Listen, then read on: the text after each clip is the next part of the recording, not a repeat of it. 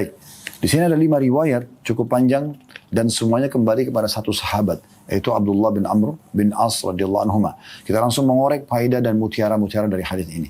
Yang pertama, keutamaan Abdullah bin Amr bin As radhiyallahu anhuma. Bagaimana sahabat ini, walaupun umurnya masih muda, sangat cinta dengan ibadah. Dan begitulah teman-teman sekalian kalau kita membiasakan generasi muda dari kecil untuk mencintai ibadah. Biasakan anak Anda dari kecil sudah sholat, dibiasakan sholat, mencintai sholat tersebut. Ya, anak laki-laki diajak ke masjid, anak perempuan selalu diingatkan agar diberikan mukena, diberikan sejadah, diingatkan setiap sholat. Dan jangan Anda sebagai ibunya di rumah sholat sendiri. Ini fatal sekali salahnya.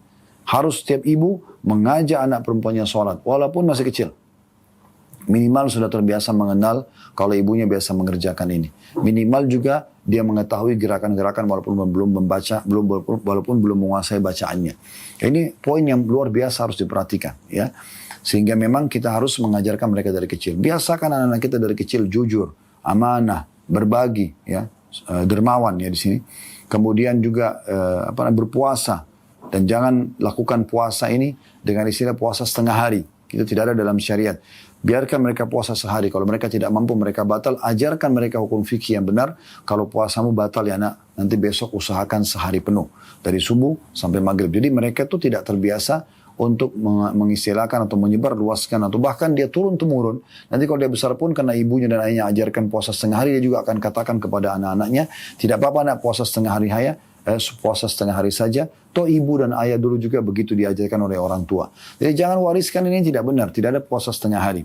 Tapi biarkan mereka puasa sehari penuh. Apa saja dari kebaikan, ajarkan mereka dari kecil. Supaya nanti tidak jadi PR buat Anda. Kalau sudah dewasa baru Anda mau ajarkan, ini tidak mudah.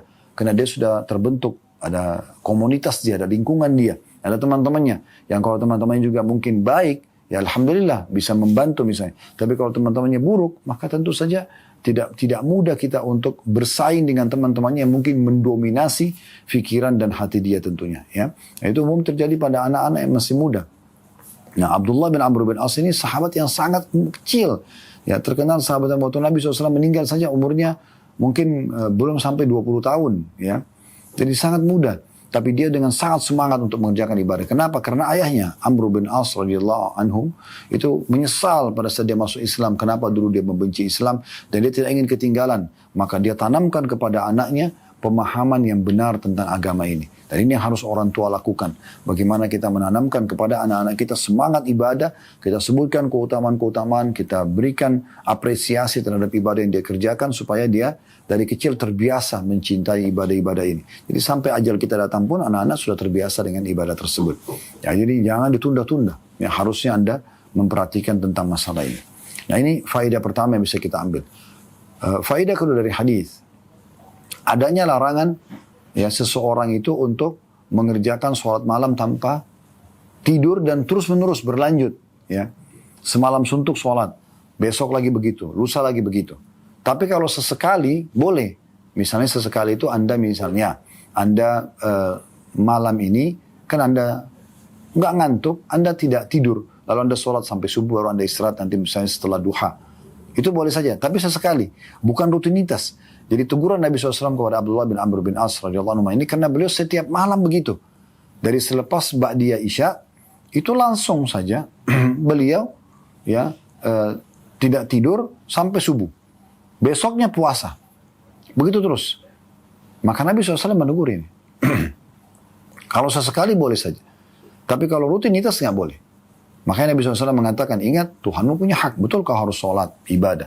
Tapi dirimu juga punya hak untuk istirahat. Istrimu juga punya hak untuk biologis. Kan gitu. Jadi semua punya hak yang harus kita berikan.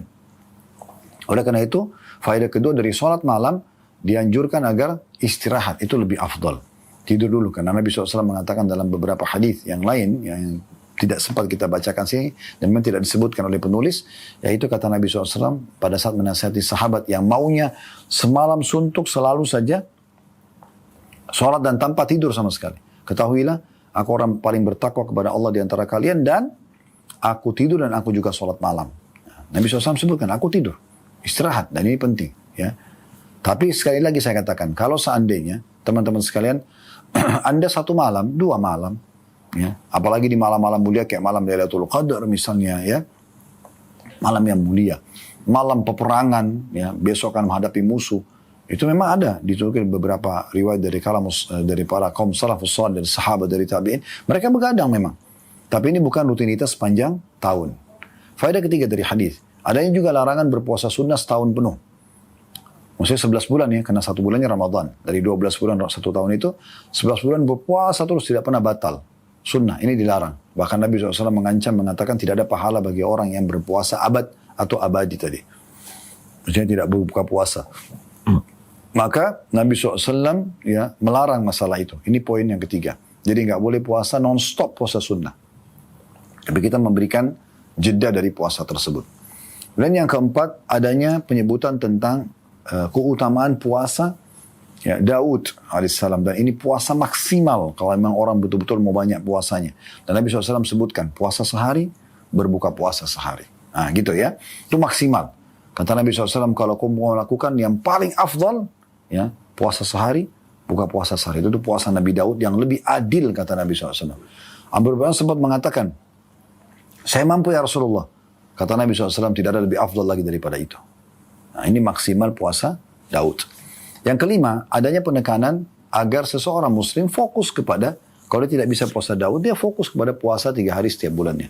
Dan sudah kita jelaskan tadi, di hadis sebelumnya, kalau Anda puasa 3 hari setiap bulan, 1 harinya sama dengan 10 kali lipat, berarti 10 hari.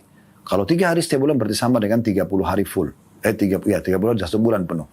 Kalau Anda puasa terus begitu setiap bulan 3 hari, 3 hari, 3 hari, berarti selama 11 bulan selain Ramadan, tentunya Ramadan kan yang ke-12. Maksudnya kita keluarkan dulu hitungan yang ke-12 bulan Ramadan. 11 bulan ini berurut Anda puasa semuanya 3 hari setiap bulan, maka Anda akan dapat pahala 11 bulan puasa. Dengan Ramadannya 1 bulan berarti 1 tahun pahalanya. Makanya Nabi SAW sebutkan tentang puasa ini tentunya. Ya. Kemudian yang kelima, ini mungkin faedah yang terakhir yang kita bisa ambil teman-teman sekalian dari hadis ini, yaitu tentang masalah ya, penutupan perkataan Abdullah bin Amr bin As. Jadi sini bukan Abdullah bin As berarti kurang ajar dengan Nabi, maaf tanda kutip, bukan. Abdullah bin As cuma ingin, ya Allah, ya Rasulullah, saya masih mampu. Kalau cuma sehari puasa, sehari enggak, atau 3 hari setiap bulan, kayaknya masih banyak waktu lowong. Saya ingin puasa lebih banyak. Tapi Nabi SAW tetap mengedekankan tidak ada yang lebih afdal daripada ini. Lebih baik kamu begini. Maka dia mengatakan, sesungguhnya aku menerima saran dari Nabi SAW puasa 3 hari setiap bulan. Lebih aku cintai daripada keluarga dan hartaku. Jadi maksudnya aku menerima itu. Semenjak itu Abdullah bin Amr bin As mengubah pola puasa beliau dan beliau lebih fokus kepada 3 hari setiap bulannya. Kita masuk hadis ke-12 teman-teman sekalian, dan di sini ada 14 hadis ya. Dalam bab ini kita akan selesaikan semuanya 14 urutan hadis ya. Walaupun tadi kita sudah lihat di hadis nomor 11 ada 5 buah riwayat ya. Kemudian nanti di hadis 12 ini juga ada 2 buah riwayat. Di hadis 13 ada 2 riwayat. Artinya kita belajar lebih dari 20 hadis ya pada kesempatan ini. Insya Allah. Kita akan masuk hadis ke-12. Ada 12A dan 12B. 12A-nya dan 12B-nya menjelaskan tentang yang paling afdal puasa 3 hari itu atau Ayyamul Bid, berpuasa di hari-hari tanggal 13, 14, 15 dikenal dengan hari putih. Nah, ini biasanya pada saat itu bulan lagi purnama ya. Seperti beberapa hari lalu kan tuh baru kita lewat ya. Sampai hari kemarin dari Senin, Selasa, Rabu tuh 13, 14, 15 kita bisa lihat bulan terang sekali. Kalau orang mau sempurnakan dengan hari Kamis puasa lagi itu bagus banget ya. Tapi itulah kurang lebih gambaran disilakan dengan hari putih, bulan sangat terang pada saat itu. Nah, yang paling afdal di situ Anda puasa. Kalau Anda tidak bisa, saya katakan tadi dari awal pertemuan, Anda bisa puasa kapan saja, yang penting 3 hari setiap bulan. Ingat perhitungannya dari tanggal-tanggal Hijriah. Hadits nomor 12A dengan sanad sahih urutan 1038 dari awal belajar berbunyi dari Abu Dzar radhiyallahu anhu, dia berkata, Rasulullah SAW bersabda, "Idza sumta min asy-syahri 3 fasum 13 wa 14 wa 15." Jika kamu berpuasa 3 hari dalam 1 bulan, maka berpuasalah pada tanggal 13, 14, dan 15. Diriwayatkan oleh Ahmad, Tirmidzi, An-Nasai, dan juga Ibnu Majah, serta Tirmidzi mengatakan hadis ini hadis hasan. 12B-nya dengan sanad sahih Ibnu Majah juga menambahkan, Fa'anzalallahu tasdika dzalika fi kitabih, man jaa bil hasanati falahu asyru amsalha. Barang siapa yang membawa satu kebaikan nanti pada hari kiamat, maka untuknya 10 kebaikan sepertinya sebagai balasan. Fal yaumu bi asyrati ayyam. Maka ketahuilah, ya, kata Nabi SAW, satu hari sama dengan 10 hari. Ini telah disebutkan di hadis sebelumnya. Ya. Baik. Dua buah riwayat dari nomor 12 ini menyebutkan kepada kita faedah pertama tentang puasa 3 hari setiap bulannya afdalnya dikerjakan di tanggal 13, 14, dan 15 dari bulan Hijriyah. Oleh karena itu perlu sekali Anda punya pertanggalan, ya, ingat pertanggalan Hijriyah. Setiap ada tanggal, ya beli yang tanggal yang ada gabungan antara Masehi karena itu dipakai di pemerintahan kita, di negara kita, dan juga ada yang ada Hijriyahnya. Jadi tidak luput dari Anda tentang masalah tanggal Hijriyah. Ya, seperti tanggal yang ada di depan Anda ini di meja kami, ini kami setiap tahunnya keluarkan dan selalu ada Masehi dan Hijri. Dan kita selalu ingatkan tentang puasa hari Senin Kamis, beda warna tanggalnya, angka tanggalnya. Ada peringatan di bawah tentang keutamaan puasa Senin Kamis, puasa Iyamul Bid, kapan dan seterusnya. Ini diingatkan. Begitu juga di medsos kita selalu ingatkan, besok sudah masuk Iyamul Bid misalnya. Ya, atau pas puasa pas Senin dan Kamis kita ingatkan juga tentang keutamaan itu. Cukup banyak flyer yang bisa Anda lihat di medsos, terutama di Instagram tentunya ya. Jadi ini poin, ini keutamaannya, ini faedah pertama tentang penekanan yang paling afdol puasa Ayyamul Bid di 13, 14, 15 dari bulan Hijriah. Maksudnya tanggal 13, 14, 15. Tapi sekali lagi, boleh tanggal berapa saja. Boleh tanggal berapa saja. Dari bulan-bulan Hijriah yang penting 3 hari ya. Kemudian faedah kedua dari hadis adalah hitungan sebagaimana sudah kita jelaskan tadi, kalau setiap Anda mengerjakan satu kebaikan akan dilipat gandakan menjadi 10 kali lipat. Menjadi 10 kali lipat. Berarti semua ini ya bukan cuma puasa, tapi di sini dikasih perumpamaan puasanya. Kalau Anda puasa 3 hari setiap bulan, maka satu harinya sama dengan 10 hari. Berarti kalau 3 hari sama dengan 30 hari Anda berpuasa atau 1 bulan penuh. Kita masuk hadis nomor 13. Ada 13A dan 13B di sini. 13A-nya dengan sanad sahih di ghairi menjadi sahih karena dikuatkan dengan riwayat-riwayat lain. Urutan 1039 dari awal belajar berbunyi dari Abdul Malik bin Qudama bin Milhan dari bapaknya, dia berkata, "Kana Rasulullah sallallahu alaihi wasallam ya'muruna bi siyami ayyamil bid. 13 wa 14 wa 15. Qala wa qala huwa kahiyatid dahr." Rasulullah SAW memerintahkan kami berpuasa di hari-hari putih, yaitu tanggal 13, 14, dan 15. Dan beliau berkata, ya, Nabi SAW bersabda, itu seperti puasa 1 tahun. Hadis diriwayatkan oleh Abu Daud. 13B-nya dengan sanad sahih di ghairihi, menjadi sahih karena dikuatkan dengan riwayat-riwayat lain. Dalam riwayat An-Nasai, lafadznya adalah, Anna Rasulullah SAW kana ya'muruna bihadil ayyami thalathatil bid, wa yakul hunna siyamus syahr. Bahwa Rasulullah SAW memerintahkan kami berpuasa di hari-hari putih. Beliau bersabda, itu adalah puasa 1 bulan. Kemudian yang terakhir teman-teman sekalian, riwayat nomor 14, karena mirip saya bacakan langsung. Dan sekaligus kita korek faedahnya, lalu kita buka pertanyaan tentunya ya. Nomor 14 ini, urutan 14 dalam bab ini, dan hadis terakhir dalam bab ini, dengan sanad hasan di ghairi menjadi hasan karena dikuatkan dengan riwayat-riwayat lain. Urutan 1040 dari awal belajar berbunyi dari Jarir bin Abdullah radhiyallahu anhu dari Nabi SAW beliau bersabda, "Siyamu 3 ayyam min kulli syahr siyamud dahr wa ayyamul biti sabihata 13 wa 14 13 wa 14 wa 15." Puasa 3 hari setiap bulan adalah puasa 1 tahun dan hari-hari putih dalam kurung yang 3 hari tersebut adalah hari ke-13, hari ke-14 dan hari ke-15. Diriwayatkan oleh Nasai dengan sanad jayyid atau baik dan juga diriwayatkan oleh Al-Baihaqi. Baik, 3 buah riwayat ini, 2 riwayat dari urutan nomor 13, 13A dan 13B dan nomor 14 di sini memberikan faedah kepada kita.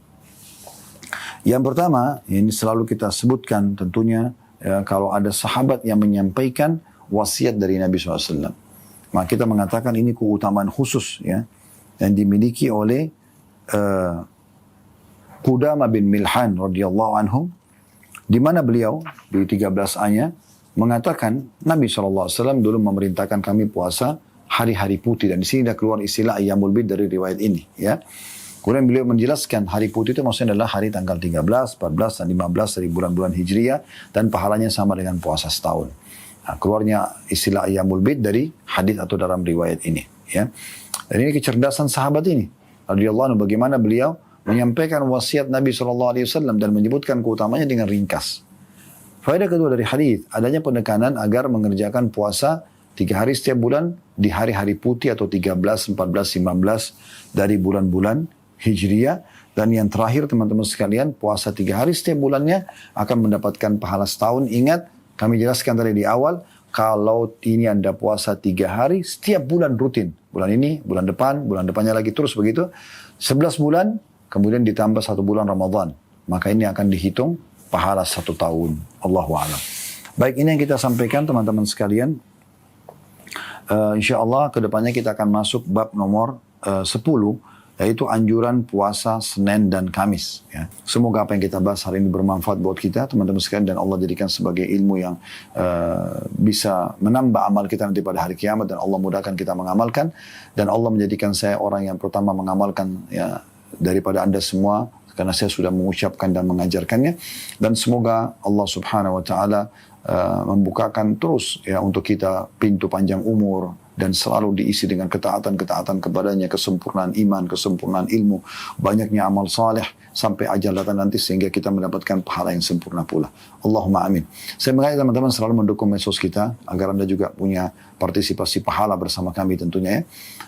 Dengan tata cara semua, YouTube punya tata cara, Instagram, Facebook dan yang lainnya, maka Anda bisa partisipasi, insya Allah mendapat pahala dengan cara mendukungnya dan share sebanyak-banyaknya ke orang-orang yang Anda kenal, flyer-flyer dakwah, jadwal-jadwal ceramah, potongan-potongan ceramah yang sudah dibuat oleh tim kami. Ada yang dari 1 jam seperti ini berubah menjadi 1 menit misalnya, bisa ambil faedah dan Anda sebarluaskan, itu sangat baik. Apalagi Anda jadwalkan per hari misalnya ya. Begitu juga Anda yang suka atau ingin meraih pahala besar dengan sedekah, saya sarankan Anda bergabung bersama kami di Yayasan Sedekah Kreatif untuk menjadi donatur tetap dengan berbagai macam kegiatan Anda bisa lihat di medsos Sedekah Kreatif. Dan juga bagi yang berminat untuk haji dan umrah bisa bergabung bersama kami di Uhud Tour. Anda juga bisa lihat di medsosnya Uhud Tour. Semoga bermanfaat. Kalau ada benar dari Allah, kalau salah dari saya mohon dimaafkan. Subhanakallahumma bihamdika, asyhadu an la ilaha illa anta astaghfiruka wa atubu ilaik. Wassalamualaikum warahmatullahi wabarakatuh.